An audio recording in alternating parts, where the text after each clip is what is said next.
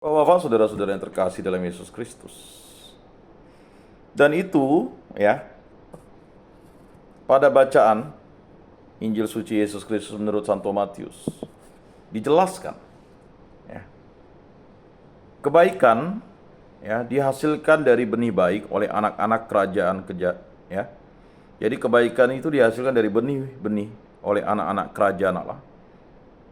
Kejahatan datang dari iblis. Nah itu. Tunduklah kepada Allah, lawanlah iblis, dia akan lari daripadamu. Jadi kejahatan itu datang dari iblis. Ya. Jadi tiga musuh utama kita adalah iblis, dunia, dan hawa nafsu kita. Bagi mereka yang bertekun dalam kejahatan akan dicampakkan ke dalam neraka. Jadi yang bertekun dalam kejahatan akan dicampakkan dalam neraka. Jadi bapak-bapak masih memelihara kejahatan, ya udah, planetnya neraka gitu. Untuk mencapai planet surga itu, satu-satunya cara melalui Kristus Yesus. Ya tinggalkan kejahatan itu. Ya. Sedangkan orang benar akan bahagia dalam kerajaan Bapa. Ya. Jadi neraka itu terpisah dengan Allah, sedangkan surga itu bersama dengan Allah. Dan ini sangat gamblang ditulis oleh Matius. Yesus sendiri yang mengatakan, pada suatu hari Yesus meninggalkan orang banyak lalu pulang. Jadi ketika dia sudah mengajar orang banyak firman dan sabdanya yang keluar dari mulutnya, ya kan? Dia pulang ke rumah. Mengapa? Kata pulang itu menunjukkan bahwa semua orang itu pasti pulang. Bapak-bapak ingin pulang kan? Ya. Ya harus pulang. Bagaimana cara pulang? Ya kan? Dengan menjalani masa ini dengan sebaik-baiknya. Kalau tidak menjalani masa ini dengan sebaik-baiknya, dengan pertobatan, dengan contoh teladan yang baik, maka bapak-bapak diberikan bimbingan, penyuluhan, dan katekesi ini. Walaupun membosankan. Ya. Mengapa? Ya kan? Kalau kita berbicara atau main kartu atau nonton bola 2-3 jam, ya apalagi kemarin nonton bola kan, Indonesia melawan Thailand. Wah, 2 jam tahan, bahkan bergelinang air mata karena kita Indonesia menang. Tapi mengapa? Ya, Yeremia sampai mencucurkan air mata untuk pertobatan dirinya dan bangsanya. Sedangkan kita, walaupun mencucurkan air mata atau menangis itu level paling rendah dari pertobatan. Ya. Sedangkan kita ini, ya kan, seakan-akan pikiran kita tidak terbuka. Hidup kita tidak memiliki harapan. Padahal Tuhan Allah membuka dirinya untuk kita. Maka kita harus pulang kepada Allah. Maka ketika setiap kali kita ke gereja itu, kita kembali ke rumah kita. Ya. Para murid kemudian datang dan berkata kepada yang, jelaskan kepada kami arti perumpamaan tentang lalang di ladang itu. Nah itu jelas. Ini Yesus sendiri ya, tidak lagi pakai tafsir-tafsir ya. Yesus sendiri yang menjelaskan. Ya. Yesus menjawab, orang yang menaburkan benih baik ialah anak manusia. Itulah dirinya sendiri. Jadi Yesus ini mengatakan dirinya anak manusia karena memang dia benar-benar manusia. Ya. Melambangkan dirinya bahwa dia pribadi yang sungguh-sungguh manusia. Itulah Yesus sendiri. Orang yang menaburkan benih baik ialah Yesus sendiri. Ya kan? Salah satu gelarnya adalah Kristus dan gelarnya adalah anak manusia. Ladang itu ialah dunia. Nah, ladang itu dunia.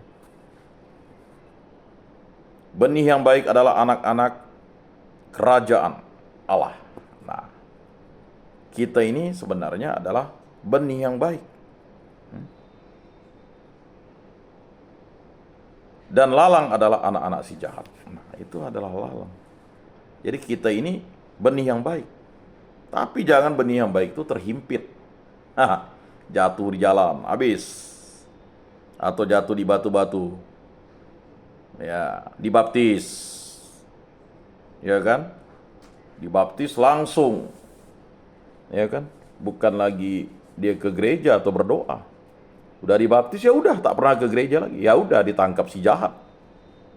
Atau dia dibaptis ya malas-malasan ke gereja. Napas.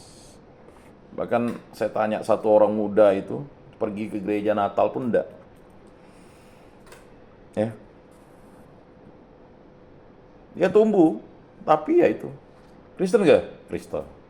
Ke gereja enggak. Padahal benih itu harusnya baik. Jadi benih itu jatuh di jalan, benih itu jatuh di batu, atau benih itu jatuh di semak berduri. Ketika sudah kita melayani sana sini, ini itu, tetapi kekhawatiran dunia menghimpit kita. Lihatlah pelayanan itu, kau tidak dapat apa-apa, ya. Anakmu terlantar, itulah cara-cara iblis untuk merayu kita supaya tidak mau melayani lagi. Ya kan? Sama seperti ratapan Ayub kan. Lihat istrinya ya ninggalkan dia dan sebagainya. Ya itu. Kekhawatiran dunia menghimpitnya. Udahlah, tak perlu lagi beriman Kristiani.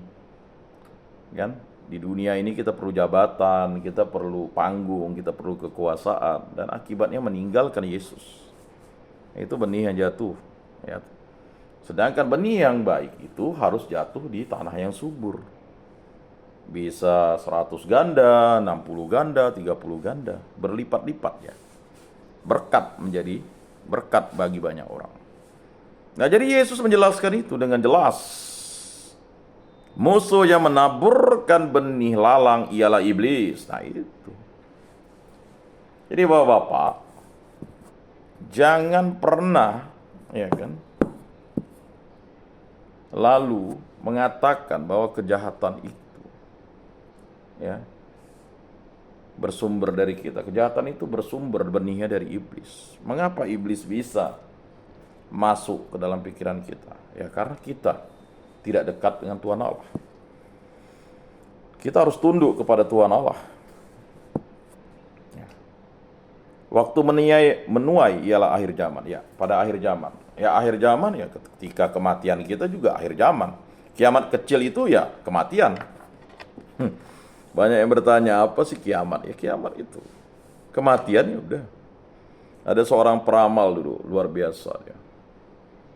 Jadi di televisi itu dia katakan, saya tidak bisa ya kan mengubah nasib Anda. Dia jujur. Tetapi Andalah yang mengubah nasib Anda. Tetapi saya dapat membantu mengubah nasib Anda. Dia bilang membantu. Simple tetapi menyesatkan. Lalu dia disuruh ngeramal tuh. Ya kan? Masih ada dah? Kiamat katanya. Rupanya betul. Dia tidak bisa lagi meramal. Gelap katanya. Ya kematian. Dia mati. Jadi peramal yang terkenal itu mati. Dia pertama dulu dibaptis. Tapi lama-lama dia jadi peramal. Dan beriman lain. Ketika dia ingin meramal tahun 2012 ya.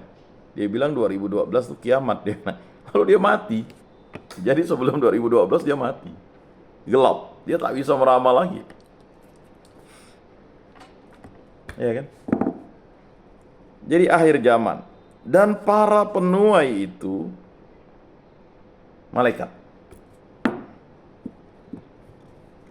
Jadi Bapak, saudara-saudara yang terkasih, ya, Tuhan Allah akan memerintahkan malaikat-malaikatnya untuk menuai. Maka seperti lalang itu dikumpulkan dan dibakar dalam api, demikian juga pada akhir zaman. Ya, jelas. Ya. Jadi Yesus menggambarkan tentang akhir zaman itu. Lalang itu akan dibakar dalam api. Makanya orang sering menggambarkan neraka itu ada nyala-nyala api. Ya. Karena gambarannya sangat jelas. Anak manusia akan mengutus malaikat-malaikatnya dan mereka akan mengumpulkan segala sesuatu yang menyesatkan. Jadi semua yang menyesatkan itu akan dikumpulkan. Dan semua orang yang melakukan kejahatan dari dalam kerajaannya. Ya kan? Semuanya akan dicampakkan ke dalam dapur api. Ya udah jelas. Itulah planet neraka itu, dapur api. Di sanalah akan terdapat ratapan dan kertak gigi. Ya, hanya ratap dan kertak gigi. Maka kalau kita mendengarkan bagaimana seorang yang miskin, ya kan, Abraham, ya kan, dengan Lazarus, ya, Lazarus ini kan seorang miskin. Bahkan anjingnya makan dari remah-remah yang jatuh. Tetapi Lazarus itu dia lebih parah dari anjing. Dia mati jilat. Anjing yang menjilat borok-boroknya. Tetapi justru Lazarus di pangkuan Bapak Abraham, sedangkan orang kaya itu, ya kan, di dalam dapur api.